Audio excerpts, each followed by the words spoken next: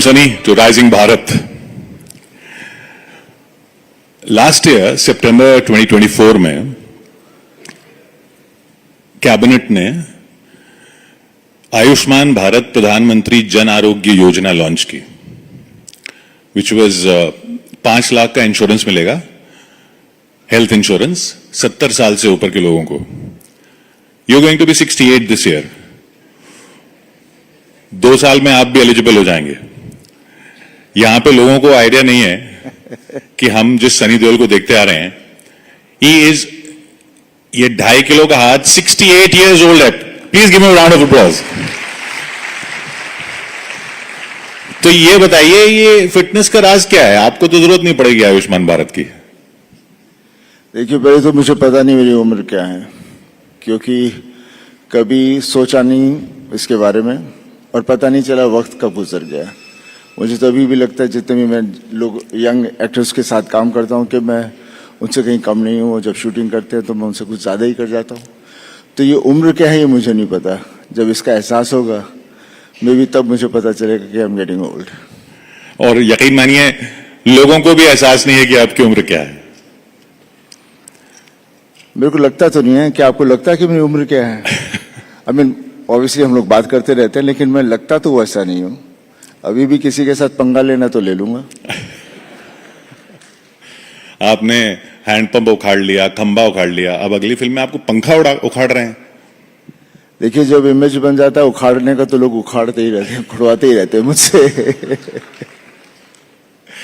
ये बताइए, ये पर्सोना जो है बना है कि सनी देओल, वो गाना भी बन गया. आपने वो गाना सुना होगा जो राजू पंजाबी का, कि सनी देओल सी बॉडी से.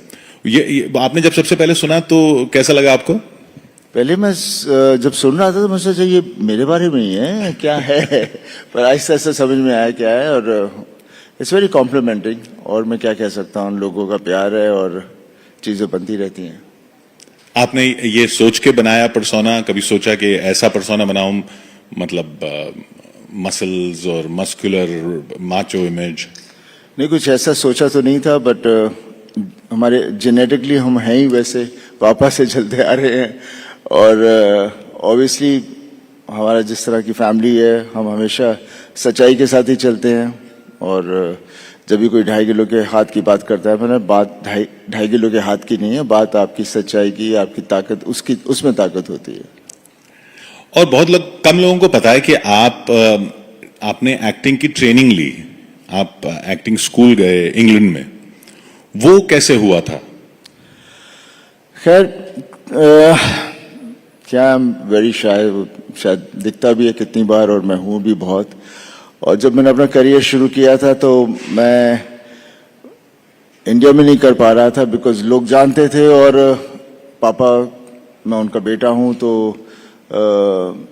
सही ढंग से लोग बिहेव नहीं करते थे. तो मैं चाह रहा था मैं वहां जाऊं जहां कोई मुझे जानता ना हो. इसलिए मैं इंग्लैंड गया था और join the old rep theatre in Birmingham. I was there for a year and a half. And खैर वहाँ पर बेसिक अपनी शर्म निकालनी थी and be treated like a normal person. तो काफ़ी अच्छा रहा and it was a great experience. Admission कैसे हुआ?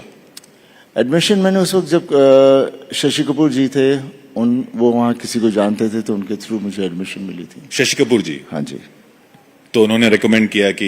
हाँ जी, उन्होंने मुझे कहा बेटा तुम वहाँ जाओ, वहाँ it will be good for you. और उसके बाद आपने बेताब की? उसके बाद बस फिर बेताब, फिर ढेर सारी और फिल्में.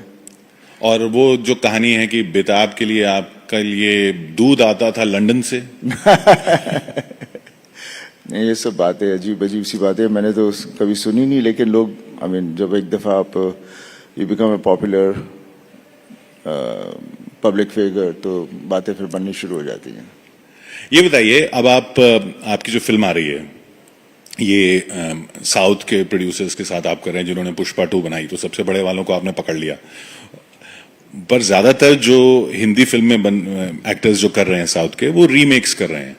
ये तो कोई रीमेक नहीं है, ये ओरिजिनल स्टोरी है. ये फिर आपने साउथ के प्रोडक्शन हाउस से क्यों टैप किया? देखिए, मैं आजकल के इंटरव्यूज में कह ही रहा हूँ कि जब मैंने पहली गदर की थी, इतनी सक्सेसफुल हो गई थी कि मेरी दुकान बंद हो गई. और जब दूसरी गदर आई तो फिर से दुकान खुल गई। तो उसके बाद फिर then I have had lots and lots of offers and Mythri movies वाले आए थे, उन्होंने मुझे एक दफा पहले एयरपोर्ट पे भी मिले थे and they wanted to sign me, और जैसे पिक्चर हिट हुई दे केम एंड वहाँ से फिर बात आगे बढ़ गई एंड जाट की कहानी वो लेकर आए, और वहाँ से it's not a remake of any film because its original subject by the director Gopi Chand and जैसे आपने किसी ने सबने देखा होगा ट्रेलर, तो जैसा ट्रेलर है वैसी फिल्म है, वो पंखे उखाड़ एकदम देते हैं। दमदार। एकदम वही अंदाज है जो सनी देओल जिसके लिए जाने जाते हैं। हाँ, जो लोग पसंद करते हैं और जो हमारे देश से जुड़ा हुआ है, मिट्टी से जुड़ी हुई कहानी है।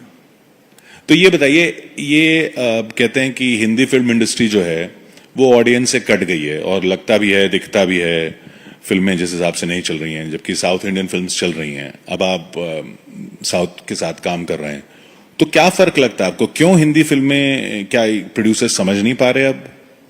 नहीं, क्या होता है कि हर चीज का एक तरह से एक सीजन सा चलता है। जब एक तरह का सिनेमा बहुत चलता है, फिर जब वो उस पर ज्यादा ही वो लोग उस तरह का ही सिनेमा बनाने लग जाते हैं, तो फिर लोग भी तंग आ जाते हैं। और इसके अलावा हम जो हिंदी में बना भी रहे थे वो बेसिकली हमारी सोसाइटी और जो हमारे व्यूअर्स हैं, विच आर मोर देन 99% जो हमारे व्यूअर्स हैं, वो उसे आइडेंटिफाई नहीं कर पा रहे थे।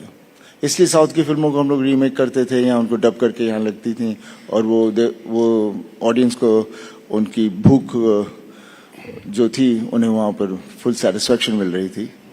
आई think that was the only reason, otherwise ऐसा कुछ नहीं था। बिकॉज ऐसा सिनेमा मैं बहुत सालों पहले से भी करता आ रहा हूँ एंड हम जब शहरों में होते हैं तो हमारी सोच और जो वहाँ पे पलते भी हैं बच्चे और जो भी चीज़ें आती हैं कॉर्पोरेट्स आगे सब, तो उनकी सोच बहुत ही फॉरेन और बहुत ही शहर के वहाँ तक ही रहती है। जो देश में हो रहा है उससे ज़रा दूर ही चले जाते हैं। तो आई थिंक हम थोड़े दूर चले गए थे, अब मेरे को लगता है वापस आ जाएंगे। तो जब दूर चले गए थे तब आपको लगता था कि ये जो फिल्में आ रही हैं या ऑफर भी हो रही हैं वो ऑडियंस उनसे आइडेंटिफाई नहीं कर पाएगी? नहीं, खैर जैसे मैंने कहा, गदर टूट के पास मेरे पास ज़्यादा ढेर सारे ऑफर्स हैं। उसके पहले ऐसी फिल्में आई नहीं रही थी, और गदर भी जब हम कर रहे थे तो काफ़ी हमारे इंडस्ट्री के अंदर तो यही था कि बहुत पुरानी चीज़ है, ये कहाँ ओल्ड स्कूल है, ये वो वगैरह था।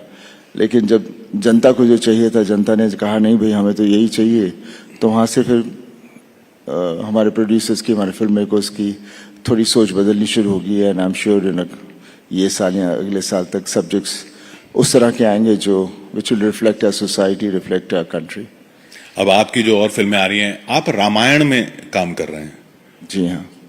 तो रामायण में, और जैसा हमने सुना है, हनुमान का किरदार आप कर रहे हैं। जी। आप रिलीजियस हैं? रिलीजियस मीन्स भगवान में मानते हैं या नहीं?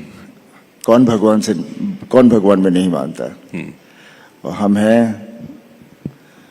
भगवान की वजह से हैं। बस उनका यही कहना कि जिंदगी जियो, अपने आप को कॉम्प्लिकेट मत करो, बी हैप्पी, सबका भला सोचो, किसी को दुख मत दो। This is what my grandmother, grandfather हमें यही शिक्षा दी है, और हम उसी तरह से चलते जा रहे हैं। तो हनुमान जी का किरदार निभाने का जब ऑफर आया तो क्या सोचा आपने कि कैसे करना है इसको? चैलेंज तो रहेगा। देखिए, एक्टर्स के लिए हर चीज चैलेंज होती है, लेकिन मजा उसी में आता है। और फिर कहानी द स्क्रीन पे जिस तरह से लिखा जाता है, हमें उसे निभाना होता है और डायरेक्टर के हिसाब से चलना होता है। And definitely get into the characterisation completely, तभी जाके लोग उसे बिलीव करेंगे कि हम वो कैरेक्टर को प्ले कर रहे हैं। और हनुमान जी का जो मैं रोल करूंगा, खैर अभी तो शुरू नहीं किया, जब शुरू करूंगा, because it's very science fiction kind of take on special effects and everything. तो वो जैसे अवतार फिल्में थी उस हिसाब से कुछ कैरेक्टर्स होंगे, but it will be one of the mega films. Because पहली बार जैसे मैंने पहली बार जब सुपरमैन देखी थी, तो आदमी उड़ कैसे सकता है, जब देखी तो सोचना ही भूल गया कि नहीं भाई उड़ रहा है, दैट्स द सुपरमैन। तो हमारा सिनेमा भी उस रियलिटी की तरफ जा रहा है, and I am sure this will be one of great films.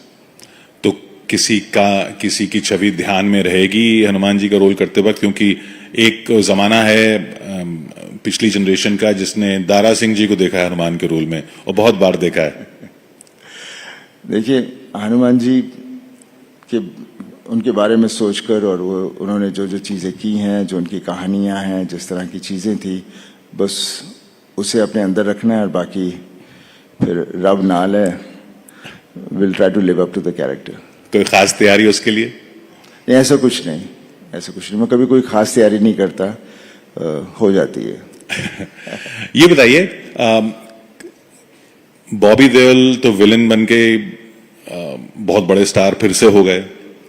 ये आपको डर नहीं लगा जब वो करने चले थे विलन का काम? देख, वी आर एक्टर्स, विलन का रोल हो, हीरो का रोल हो या जो भी हो, we are suppose to do that, and तभी हमें मजा आता है जब हमें अलग अलग तरह के कैरेक्टर्स दिए जाते हैं। और अक्सर लोग देते नहीं दूसरे कैरेक्टर्स, बिकॉज आपका इमेज ऐसा बन जाता है तो आपको वहां से कोई कहानी नहीं मिलती जिससे आप अपना इमेज तोड़ के दूसरी तरफ चले जाओ।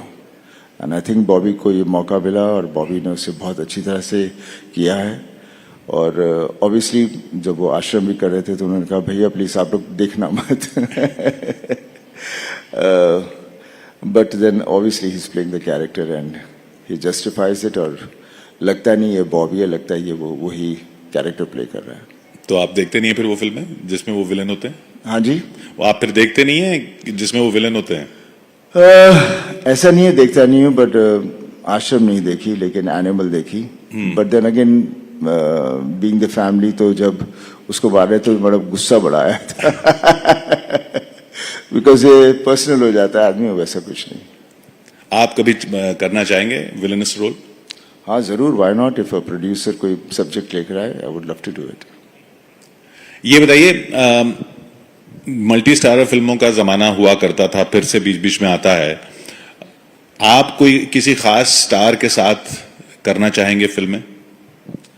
देखिए, स्टार्स ढेर सारे हैं, किसी के साथ भी कर लेंगे। फिलहाल मैंने कहा था कि मैंने एक फिल्म शाहरुख के साथ डर की थी, तो I wouldn't mind to do एक दूसरी फिल्म एक और करते हैं, देखते हैं अब आज के जमाने में हम क्या कर पाएंगे। शाहरुख के साथ? वो तो कहा जाता था आपका झगड़ा था उनसे। झगड़े वगड़े तो होते रहते हैं, साथ में समझौता भी हो जाता है। पर वो नाराजगी आपकी उनसे थी या डायरेक्टर से थी? ऐसी कोई नाराजगी मीन्स उस वक्त जो भी था सो हो गया, वक्त गुजर गया है। उसके बाद सबको समझ आ गई कि क्या सही था क्या गलत था, तो उसे वापस दोहराने का कोई मतलब नहीं तो आगे कैसे बढ़ेंगे। और फिर आमिर खान भी आपके लिए एक फिल्म ले आए?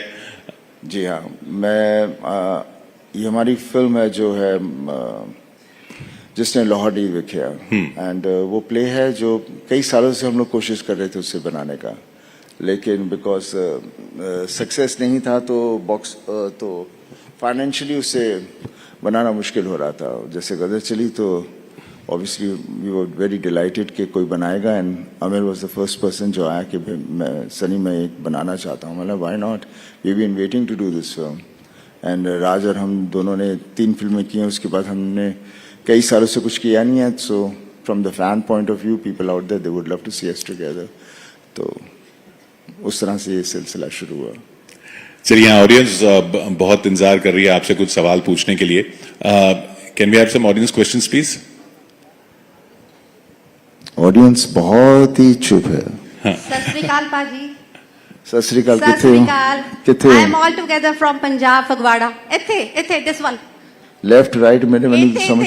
हाँ जी देख ਸਤਿ ਸ੍ਰੀ ਅਕਾਲ ਭਾਜੀ। ਸਤਿ ਸ੍ਰੀ ਅਕਾਲ। ਸੀਰੀਅਸਲੀ ਅਸੀਂ ਫਿਰ ਚਾਹਾਂਗੇ ਤੁਸੀਂ ਫਿਰ ਤੋਂ ਸਾਡੀ ਕਨਸਟੀਟੂਐਂਸੀ ਨਾਲ ਆਓ ਤੇ ਉਦਾਂ ਦਾ ਹੀ ਪਿਆਰ ਪਾਓ, because you all represent Punjab on the international platform. ਤੇ ਅਸੀਂ ਚਾਹਾਂਗੇ ਤੁਸੀਂ ਫਿਰ ਤੋਂ ਆਓ, ਫਿਰ ਤੋਂ ਲੜੋ ਤੇ ਪੰਜਾਬ ਨੂੰ ਰਿਪਰੈਜ਼ੈਂਟ ਕਰੋ। ਦੇਖੋ, ਮੈਂ ਹੁਣ ਜਿੱਥੇ ਹੈਗਾ ਪੂਰੇ ਮੁਲਕ ਲਈ ਲੜ ਰਿਹਾ ਐਂਡ ਸਟਿਲ ਆਈ ਵਾਂਟ ਨਾਲੇ ਸਮ ਜਿੱਥੇ ਫੇਸ ਮੈਂ ਫਰਮ ਪੰਜਾਬ। जिस तरह मैं पंजाब मेरा घर है, हाँ। हमेशा मेरा घर रहूगा तो मैं घर वाल हमेशा आऊंगा, इदां दी गल नहीं है। ते जिवें असी जिद्दां असी एक्टर्स हैं, we are blessed people because we belong to the whole world. Actually सब जगह से सानू लोग प्यार करते हैं, असी सारे नाल जुड़े हुए हैं।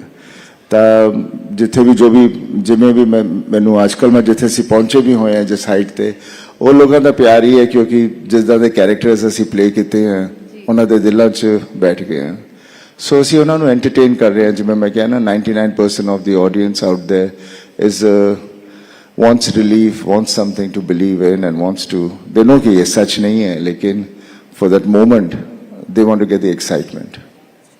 ਪਹਿਲਾਂ ਸਰ ਤੁਸੀਂ ਤੇ your father used to come to Punjab on a yearly basis to Phagwara but ਹੁਣ ਉਹ ਚੀਜ਼ ਉਹ ਵਾਈਬ ਨਹੀਂ ਹੈਗੀ ਤੁਸੀਂ ਉਹ ਵਿਜ਼ਿਟ ਨਹੀਂ ਕਰਦੇ ਹੋ seriously I want to invite you all to Punjab ਤੁਸੀਂ ਆਓ ਤੇ ਫਿਰ ਤੋਂ ਅਸੀਂ ਇੱਕ ਮਿਲ ਕੇ ਇੱਕ ਜੁੜ ਕੇ ਆਪਣੇ ਪੰਜਾਬ ਨੂੰ ਰਿਪਰੈਜ਼ੈਂਟ ਕਰਦੇ ਹਾਂ देखो मैं पंजाब बहुत आना है बहुत दोबारा आना रहना है लेकिन जब तो मैं ਹੁਣ मैं पॉलिटिक्स च नहीं है उस जद सीगा तो उस ਵੇਲੇ ਫਿਰ आना थोड़ा औखा हो गया ਸੀ ਔਖਾ ਹੋ ਗਿਆ ਤੇ ਹੁਣ ਮੈਂ ਆਜ਼ਾਦੀ ਨਾਲ ਆ ਸਕਦਾ ਜਿੱਥੇ ਮਰਜ਼ੀ ਜਾਵਾਂ ਕਿਹਦੇ ਘਰ ਵੜ ਜਾ ਬੈਠ ਕੇ ਉਹਨਾਂ ਨਾਲ ਗੱਲਾਂ ਕਰਾਂ ਨਾਲੇ ਜਾ ਕੇ ਬੈਠ ਕੇ ਖਾਣਾ ਖਾਵਾਂ ਤਾਂ ਉਹਦਾ ਆਪਣਾ ਹੀ ਸਵਾਦ ਹੈ ਕਿਉਂਕਿ ਮੈਂ ਪੰਜਾਬ 1962 ਤੋਂ ਲੈ ਕੇ 1980 ਤੱਕ ਮੈਂ ਉੱਥੇ ਹੀ ਪਲਿਆ ਤੇ ਉਸ ਵੇਲੇ ਦਾ ਜਿਹੜਾ ਜ਼ਮਾਨਾ ਸੀ ਉਹ ਇੰਨਾ ਪਿਆਰਾ ਸੀ ਕਿ ਦਿਲ ਦਿਮਾਗ 'ਚ ਉਹੀ ਬੈਠਾ ਹੋਇਆ ਹੈ ਤੇ ਹੁਣ ਜਦ ਜਾਂਦੇ ਹਾਂ ਤੇ ਜਦੋਂ ਚੀਜ਼ਾਂ ਨਹੀਂ ਦਿਖਦੀਆਂ ਤਾਂ ਥੋੜਾ ਜਿਹਾ ਉਦਾਸੀ ਹੋ ਜਾਂਦੀ ਹੈ ਹੋਰ ਕੁਝ नहीं थैंक यू या नमस्कार सर, हम सभी आपके बहुत बड़े फैन हैं सर। आप एक सेलिब्रिटी हैं और एक पॉलिटिशियन भी हैं, तो मेरा क्वेश्चन आपसे यह है कि आप दोनों चीजों में बैलेंस कैसे करते हैं? खैर मैं अभी पॉलिटिक्स में नहीं हूँ इस वक्त था और बैलेंस नहीं कर पाया इसलिए मैं वापस घर आ गया हर आदमी की एक लिमिट होती है कहाँ उसे क्या सूट करता है सो मैं जहां से शुरू किया था मैं वापस वहां हूं यस नमस्ते भाजी सर। हाँ जी हाँ जी हाँ सर, मेरा एक क्वेश्चन था पॉलिटिकल जिस पे आपकी राय जाननी थी की जान लिए सर। राय जाननी थी आपकी, एक पॉलिटिकल क्वेश्चन है पॉलिटिक्स में बहुत ही कमजोर है ट्राई करते हैं कुछ सर। जैसे अमेरिका ने हमारे लोगों को यहाँ भेज दिया जिनके एक्सपायर हो गए थे वीजा या फिर इलीगली जो वहाँ चले गए थे, उनको एक गलत तरीके से भेजा गया, उस पर आपकी राय क्या है? मैं सवाल क्या पूछा? जो अमेरिका इलीगल तरीके से इंडियंस चले गए थे उनको डिपोर्ट कर दिया अमेरिका ने और पंजाब से काफी थे, तो उनके लिए आप क्या कहेंगे? देखो जो होया वो अच्छा नहीं सी लेकिन आप अभी इलीगल तरीके नाल उत्थे गए सी लेकिन इन्हें सारा तो उत्थे सी तां जिस तरह उन्होंने किया वो होना नहीं चाहिए सीगा इज्जत नाल भी भेज सकते सी तो बेसिक उस हिसाब नाल बहुत ही गलत होया ते जो गलत है सो गलत है। Thank you. एक आप भी तो लीगल तरीके से नहीं गए थे गदर में तो वही कह रहे हैं ना पर उस वक्त बात ये थी कि अपनी बीवी और अपने को उसको वापस लाना था तो उस वक्त तो फिर जब जट हुंदा है तो फिर वो थोड़ी ना देखता केड़ी कंट्री कितने है वो जाके लेके आ जाता है।